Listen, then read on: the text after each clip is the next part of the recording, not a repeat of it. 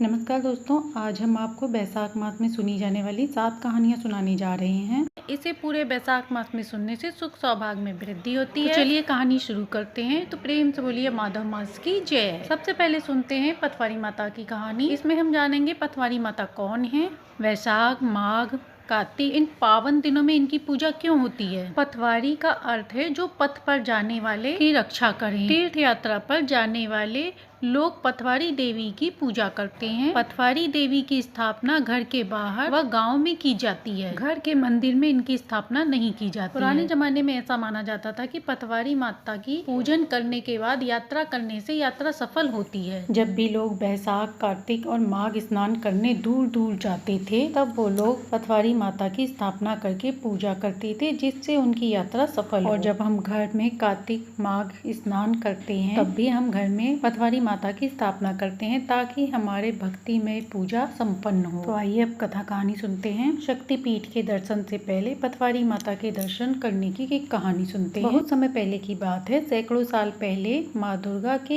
एक भक्त थे। राजा रूपचंद ने अपनी समस्या को दूर करने के लिए माता से प्रार्थना की। माँ दुर्गा ने उसे छोटी बच्ची के रूप में दर्शन दिया। जब माँ ने उसे आवाज लगाई तो वो छोटी बच्ची को देखकर हैरान रह गया। जब राजा ने पूछा कि वह कौन है, तो उस बच्ची ने बताया कि मैं माता रानी का स्वरूप हूँ। परंतु राजा को विश्वास न हुआ और उसने माता से पासा खेलने के लिए कहा। राजा चौपड़ खेलने में बहुत ही होशियार था। वह आज तक किसी से हारा नहीं था। अब उसने माता के सामने कुछ अंक बोल के पासे फेंके, लेकिन उसे वह अंक याद नहीं था। उसने पासे दोबारा उठाकर फेंके, फिर भी वह अंक नहीं आया। इसी बीच एक भक्त पानी में डूब रहा था और माता को आवाज लगा रहा था। जब माता ने उसकी करुण पुकार सुनी तो उसे हाथ बढ़ाकर बचा लिया। जब माँ ने पासे फेंके तो उनके हाथ से एक बूंद पानी की गिरी। जब राजा ने देखा तो माँ से पूछा, माँ आपके हाथ में ये पानी की बूंद कहाँ से आई। अब माता ने उसे पूरी बात बता दी कि एक भक्त पानी में डूब रहा था तो उसे बचाने के लिए पानी में हाथ डाला, इससे वो पानी की बूंद हाथ में आ गई। राजा को इस बात पे विश्वास न हुआ। उसने कहा,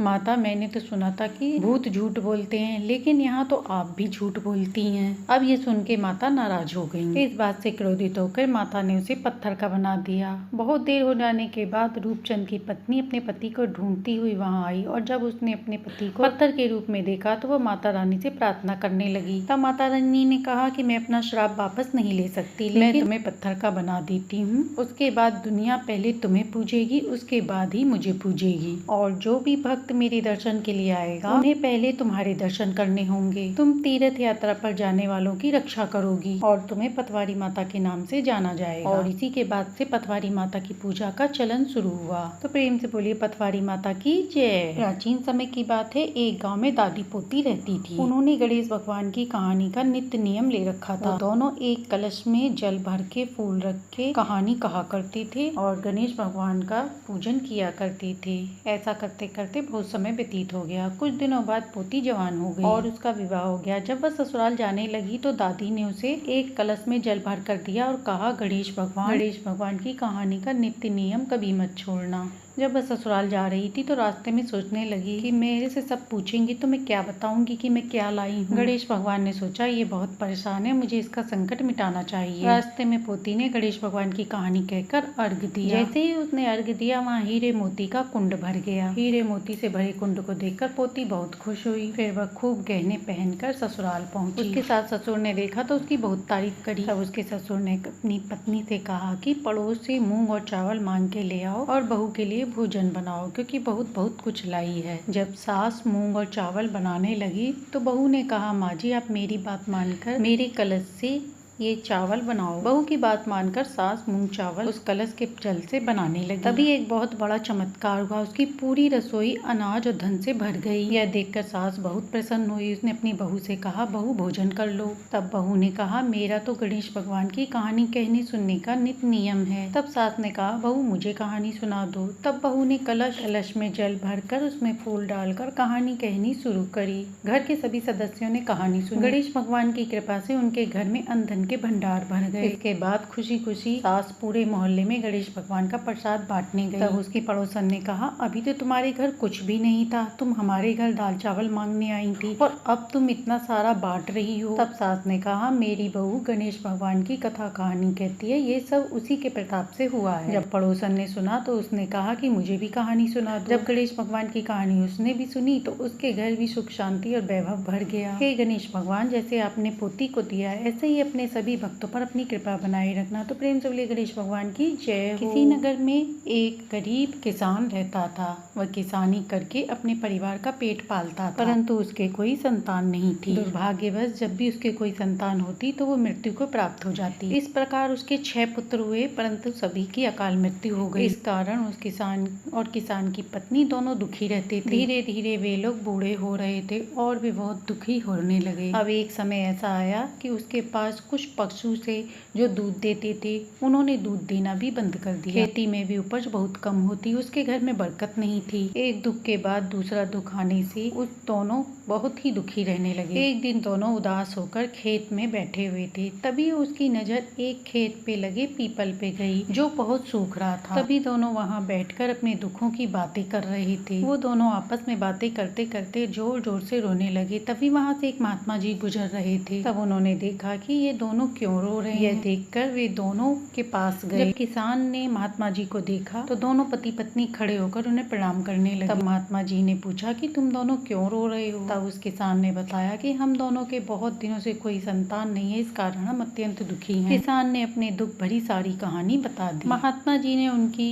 ऐसी स्थिति देखकर कहा, तुम चिंता मत करो, सब कुछ ठीक हो जाएगा। महात्मा जी ने कहा, बैसाख का महीना कल से शुरू हो रहा है और ये पीपल का पेड़ है जो सूख रहा है, ये तुम्हारे दुखों का नाश करेगा। कल से तुम रविवार का दिन छोड़ के सभी दिन इस पीपल को जल से सींचो। साथ ही सुबह शाम दोनों समय दीपक दिखाना। इसी के साथ रविवार को जल और दीपदान नहीं करना। इसी के साथ सूर्य देव को जल अर्पण करना। ऐसा करने से तुम्हारे ऊपर आया हुआ संकट टल जाएगा। यह कहकर महात्मा जी वहाँ से चले गए। किसान ने महात्मा जी के कहे अनुसार रोज पीपल को जल अर्पण करना शुरू कर दिया। देखते ही देखते किसान के दुख दर्द दूर होने लगे। पीपल का वृक्ष फिर से हरा भरा हो गया। खेतों में फिर से अनाज उगने लगे। पशु पक्षी जो दूध नहीं देते थे वो दूध देने लगे। 1 वर्ष के अंदर ही उसके यहाँ पुत्र ने जन्म लिया। अब किसान और उसकी पत्नी बहुत खुश थे। उनके जीवन में सारी खुशियाँ आ गई थी। एक दिन दोनों पति पत्नी खेत में गए तो उन्हें फिर से उन्हीं महात्मा जी के दर्शन हुए। उन्होंने उन महात्मा जी का धन्यवाद दिया और कहा, आप ही की वजह से हमें ये सब सुख मिला है। तब महात्मा जी ने कहा, पुत्र ये मेरा आशीर्वाद नहीं, ये तुम्हारे पितरों का आशीर्वाद है। पितृ दोष होने से ही घर में संतान नहीं होती, कर्ज होने लगता है, घर से लक्ष्मी चली जाती है, दरिद्रता का वास होता है और अकाल मृत्यु का भय रहता है। इसलिए हमेशा अपने पितरों की जल अर्पण तर्पण करना चाहिए और पीपल की पूजा करनी चाहिए। पितरों की शांति के लिए, घर में सुख समृद्धि के लिए पीपल पे जल अर्पण करना और दीपदान अवश्य करना चाहिए। किसी नगर में एक सेठ सेठानी रहते थे। उनके पास धन तो बहुत था परंतु कोई संतान नहीं थी। इस कारण सेठ सेठानी अत्यंत दुखी रहते थे। एक दिन सेठानी ने सोचा कि हमारे पास धन तो बहुत है पर इसे बरतने वाला कोई नहीं है। तब उसने अपने पति से कहा कि मेरे लिए एक गाय ला दीजिए, जिसकी मैं उसकी सेवा करूंगी तो मेरा समय व्यतीत हो जाएगा। सेठ ने हाँ तो कर दिया परंतु गाय लाकर नहीं दिया। एक दिन सेठानी गांव के सुनार के पास गई और उससे कह के चांदी की गाय बनवाई। गाय के लिए जेवर भी बनवाए, साथ ही नए वस्त्र खरीदे। अब सेठानी रोज गाय की नित्य नियम से पूजा पाठ करने लगी, जिससे उनका समय अच्छे से व्यतीत हो रहा था। वह गाय माता के लिए हलवा पूड़ी का भोग लगाती, बाद में उसे बाहर की गाय को खिला देती। ऐसा करते करते उन्हें 1 साल बीत गया। एक दिन सेठानी ने सेठ जी से कहा कि मुझे गाय माता का उद्यापन करना है, आप किसी योग्य ब्राह्मण को बुला दीजिए। अब सेठ जी गांव के एक पंडित जी के पास गए और उनसे कहा कि सेठ जी कल आप मेरे यहाँ भोजन करने के लिए आना, हमारी पत्नी गाय का उद्यापन करेगी। पंडित जी ने उस समय तो हामी भर दी। बाद में पंडित जी को ख्याल आया कि उद्यापन में गाय मिलेगी तो मैं उसका ख्याल कैसे रखूंगा, मैं उसे कैसे खिलाऊंगा, मेरे पास रहने के लिए तो छोटी सी झोपड़ी है, मैं उसे कहाँ रखूंगा। रखूंगा। ऐसा सोचकर पंडित जी भोजन करने नहीं आए। सेठानी इंतजार करते करते थक गयी। तब उन्होंने सेठ जी से कहा कि आपने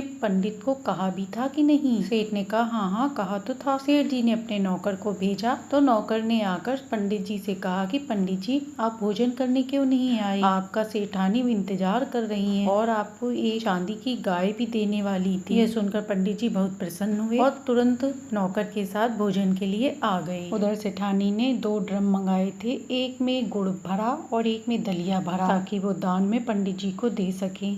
इसके बाद पंडित जी के लिए तरह तरह के भोजन बने। जब पंडित जी आए तो सेठानी ने उनका बहुत आदर सत्कार किया, उन्हें 56 प्रकार के भोजन कराए। यह देखकर पंडित जी बहुत खुश हुए। चलते समय उन्हें बहुत सा धन दिया और चांदी की गाय दी। पंडित जी ने सेठानी जी को बहुत आशीर्वाद दिया। कुछ समय बाद सेठ सेठानी की मृत्यु हो गई। मार्ग में जब बैतरणी नदी आई तो सेठानी ने गाय माता का ध्यान, उसी समय उसके सामने गाय आ गई। सेठानी ने सेठ जी से कहा कि गाय की पूंछ पकड़ लें जिससे बैतरणी नदी पार हो जाएगी। सेठ और सेठानी ने वैसा ही किया। दोनों ने बैतरणी नदी पार कर ली। नदी पार करने के बाद सेठ जी ने पूछा, ये क्या चमत्कार हुआ सेठानी, आपने कब गाय दान कर दी? तब सेठानी ने उन्हें पूरी बात बताई। सेठानी ने कहा, हमारे धन तो बरतने वाला कोई था नहीं, इसीलिए मैंने चांदी की गाय बनवाई और पंडित जी को भोजन में व दान में दे दी। ये उसी के फल से हुआ है जो आज हमने बैतरणी नदी इतने आराम से पार कर ली। जो भी व्यक्ति ऐसा करता है उसे मरते समय अपने जीवन काल में यम का दुख नहीं सहना पड़ता। हे गौ माता, हे यमराज जी, इस कहानी का फल कहते सुनते हुकारा भरते सभी को मिले। किसी नगर में एक बुढ़िया माई रहती थी। वह भगवान गणेश जी की पूजा करती। बच्चे दूध दही मांगते तो बच्चों को मारती पीटती। गणेश जी की पूजा करती जाती। भगवान से कहती, मुझे दूध दही दें, गैया बछड़ा दें। गणेश भगवान ने गैया बछड़ा दे दिया। बुढ़िया माई बहुत मस्त हो गई। इसी प्रकार पूजा करते करते काफी समय व्यतीत हो गया। एक दिन गणेश भगवान बुढ़िया से बोले, बुढ़िया माई, तूने कभी लक्ष्मी माँ को बुलाया है, न्योता दिया है? बुढ़िया माई बोली, मैं तो ना करूँ, कहाँ मिलेंगी? गणेश जी ने कहा, देख क्षीर सागर में विष्णु भगवान के चरण कमल दबा रही होंगी। बुढ़िया दौड़ी दौड़ी लक्ष्मी जी के पास गई और बोली, लक्ष्मी जी आपका न्योता है। विष्णु भगवान बोले, लक्ष्मी तुम्हें जाना पड़ेगा। 16 श्रृंगार करके लक्ष्मी बुढ़िया माई के घर पहुंच गई। बुढ़िया माई ने 7 पट्टे बिछाए। लक्ष्मी जी बोली, 7 पट्टे क्यों बिछाए? मैं तो घर घर उजकती हूँ। एक पाँव से तेरे, दूसरे पाँव से सारी प्रजा के पास रहती हूँ। जो रोज नाम लेगा उसके वास करूंगी। छठी आऊंगी, बधाई आऊंगी। तैने मेरा न्योता करा तो है। 36 कोटि के देवता को न्योता करा है। चंदा को, सूरज को, गंगा, यमुना, तुलसी माता, शालीग्राम, हनुमान बाबा, राम जी, गणेश जी, विष्णु जी, संतोषी माता, शनि देव, सोमवार, मंगलवार, बुधवार, गुरुवार, शुक्रवार, शनिवार, 8 वार, सीताराम को, राधा रानी, तिरुपति बालाजी, विष्णु जी को, सत्यनारायण भगवान को, नित्य नेम को, वृंदावन जी को, गुरु जी को, बिहारी जी को, द्वारिका बल्लभ जी को, राधा दामोदर को, कार्तिक भगवान जी को, जगन्नाथ जी, बद्रीनाथ को, केदारनाथ, अमरनाथ, रामेश्वरम, द्वारिका, कंठेश्वर, नीलेश्वर को, कामेश्वर, मनकामेश्वर, ब्रह्मा जी, चैतन्य महाप्रभु जी को, कैला मैया, चामुंडा, नरसेमरी, नैना देवी, वैष्णो देवी, मनसा देवी, चिंतापूर्ति, ज्वाला देवी को, 9 बहनों का नगर कोट को। बुढ़िया माई बोली, मैंने तो नहीं करा। विष्णु भगवान बोले, तू इन सब का न्योता कर। बुढ़िया माई ने 36 प्रकार के भोजन बनाकर सबका न्योता किया। न्योता करके सबको विदा किया। बुढ़िया कहने लगी, हे भगवान, जब मैं मरूं तो तुम मुझे अपना कंधा देना। भगवान बोले, जब बुढ़िया मरे तो घंटा बजा देना। बुढ़िया मरी, शोर होने लगा कि बुढ़िया मर गई। भगवान बालक का रूप रख कर आए और बोले, बुढ़िया चल बैकुंठ को। बुढ़िया माई भगवान के साथ बैकुंठ को चली गई। हे विष्णु भगवान, हे लक्ष्मी माता, हे गणेश भगवान, जैसे बुढ़िया माई को आए ऐसे अपनी कहानी कहते सुनते हुकारा भरते सबके आना। तो प्रेम से बोलिए लक्ष्मी माता की जय। तुलसी माता आपकी इस पावन कथा को कहने वाले और सुनने वाले सभी की मनोकामनाओं को पूर्ण करना। एक बार की बात है, राधा रानी ने अपनी सखी से कहा कि सखी, तुम श्री कृष्ण की प्रसन्नता के लिए कोई ऐसी पूजा बताओ जिससे वह अत्यंत प्रसन्न हो। तब सभी सखियों में श्रेष्ठ चंद्रनंदा ने अपने हृदय में कुछ विचार किया। फिर उन्होंने कहा, राधे, परम सौभाग्यदायक श्री कृष्ण जी की प्राप्ति के लिए तुम्हें तुलसी की सेवा और तुलसी जी का नियम लेना चाहिए, क्योंकि तुलसी जी के ध्यान नाम से ही उनका चिंतन किया जाए तो महान व्रत होता है। हे राधे, जो लोग प्रतिदिन तुलसी माता की भक्ति करते हैं वे कोटि सहस्त्र युगों तक अपने कुल को तार लेते हैं। अपनी लगाई हुई तुलसी जी जब तक पृथ्वी पर शाखा प्रतिशाखा पृथ्वी पर बढ़ती रहती हैं, तब तक उनके वंश में जो लोग जन्म लेते हैं वे सभी को हजार कल्पों तक श्री हरि के धाम में निवास मिलता है। जो तुलसी मंजरी सिर पर रखकर प्राण त्याग करता है वह सैकड़ों पापों से मुक्त हो जाता है। इतना ही नहीं, यमराज उनकी ओर देख भी नहीं सकते। इस प्रकार चंद्रनंदा की बात सुनकर राधेश्वरी श्री राधा ने श्री हरि को संतुष्ट करने वाले तुलसी सेवन का व्रत आरंभ किया और केतकी वन में 16 हाथ कार भूमि पर वहाँ पर तुलसी का मनोहर मंदिर बनवाया, जिसकी दीवार सोने से जड़ी थी और किनारे किनारे पद्मराग मणि लगी थी। वहाँ हीरे मोती सुंदर सुंदर रत्नों से जड़ित रत्न लगे थे। उसके चारों ओर परिक्रमा के लिए गली बनाई गई थी, जिसकी भूमि चिंतामणि से वर्णित थी। ऐसी सुंदर मणि के मध्य भाग में हरे पल्लवों से सुशोभित तुलसी माता की स्थापना करके श्री राधा रानी ने उनकी पूजा आराधना आरंभ की। श्री राधा रानी ने अश्विनी पूर्णिमा से लेकर चैती पूर्णिमा तक तुलसी माता का व्रत आरंभ किया। उन्होंने प्रति मास अलग अलग रसों से तुलसी माता को सींचा। कार्तिक मास में कच्चे दूध से सूचा, माघ मास में 12मासी आम के रस से, फाग मास में मिश्री के रस से और चैत मास में पंचामृत से उनका सींचन किया और वैशाख में प्रतिपदा के दिन उद्यापन किया। उन्होंने 2 लाख ब्राह्मणों को 56 भोग कराए, वस्त्र और आभूषणों के साथ दक्षिणा प्रदान की। उस समय यह सब देखकर आकाश से देवता लोग फूलों की वर्षा करने लगे। उसी समय स्वर्ण सिंहासन पर विराजमान हरि प्रिया तुलसी माता प्रकट हुई। उनके 4 भुजाएं थीं, कमल के समान उनके नेत्र थे, 16 वर्ण की अवस्था और श्याम कांति थी। उनके कानों में कंचनमयी कुंडल झिलमिला रहे थे। इसके बाद तुलसी माता ने राधा रानी का चुंबन किया और बोली, कलावती राधे, मैं तुम्हारी भक्ति से अत्यंत प्रसन्न हूँ। तुमने जिस भी मनोरथ से यह व्रत किया है वह सफल हो। इसके बाद राधा रानी ने कहा, हरि प्रिया तुलसी जी, गोविंद में मेरी भक्ति ऐसी ही बनी रहे। तब हरि प्रिया तथास्तु कहकर अंतर ध्यान हो गयी। इस प्रकार पृथ्वी पर जो भी मनुष्य श्री राधिका के द्वारा इस विचित्र उपध्यान को सुनता है वह भगवान को पाकर कृत्य कृत्य हो जाता है। तो प्रेम से बोलिए जय श्री। धार्मिक मान्यताओं के अनुसार वैशाख का व्रत रविवार के दिन करने से आर्थिक तंगी दूर होती है और व्यक्ति के मान सम्मान में वृद्धि होती है। तो आंकड़े की पूजा की विधि जानते हैं। सुबह जल्दी स्नान करने के बाद एक साफ बर्तन में कच्चा दूध डालें, फिर पूजन सामग्री लेकर एक थाली में बाजरी, गुड़, मक्खन, रोली और मोली के साथ साथ 5 छोटी छोटी रोटियां बना लें और एक आटे का दीपक लें। ये सारा सामान लेकर आँख के पौधे के पास जाएं। इसके बाद वहाँ जल से छींटा दे दें, आसन बिछा के बैठ जाएं और आंकड़े की जड़ के पास 5 रोटी रखें। गुड़ व मक्खन लगाकर रोली का तिलक करें, आँख में रोली मोली लगाएं, वहीं बगल में थोड़ा सा गड्ढा बनाकर दूध मिला जल डाल दें। इसके बाद वैशाख रविवार व्रत की कहानी सुनें। इस प्रकार व्रत पूजन करने से सभी मनोकामनाएं पूर्ण होती हैं। आइए अब सुनते हैं वैशाख रविवार व्रत कथा। एक राजा की 2 रानियां थीं। राजा की बड़ी रानी कुछ भी नहीं करती थी। छोटी रानी वैशाख स्नान व पूजा भजन करती थी। उसकी धर्म कर्म में बड़ी रुचि थी। बड़ी रानी आलसी थी, वह पूजा पाठ भी नहीं करती थी और छोटी रानी से जलती भी थी। एक दिन बड़ी रानी ने राजा से कहा कि छोटी रानी पता नहीं कौन कौन से टोने टोटके करती रहती है। 4 बजे उठकर पता नहीं कहाँ घूमती फिरती है। हमारी राजघराने में ये बेइज्जती कराएगी। आप इसे यहाँ से निकाल दो। राजा कच्चे कान का था, वह बड़ी रानी की बातों में आ गया और उसने छोटी रानी को धक्के मार के महल से बाहर निकाल दिया। यह सब देखकर बड़ी रानी बहुत खुश हुई, परंतु छोटी रानी कुछ नहीं बोली। वह वहाँ से चुपचाप चली गई। चलते चलते वह जंगल में पहुँच गई। वहाँ पर एक छोटी सी झोपड़ी बनाकर वह उसी में रहने लगी। और जब वैशाख का महीना आया तो हमेशा की तरह वह पूजा पाठ करने लगी। तब छोटी रानी ने वैशाख स्नान किया और वह रविवार का व्रत भी करने लगी। वैशाख रविवार व्रत में वह आंकड़े के पेड़ की पूजा करती। इधर एक दिन राजा शिकार खेलने गया और शिकार खेलते खेलते वह दूर आ गया। दूर आने की वजह से वह रास्ता भटक गया। बहुत ज्यादा गर्मी पड़ रही थी, जिस कारण वह बेहाल हो गया था।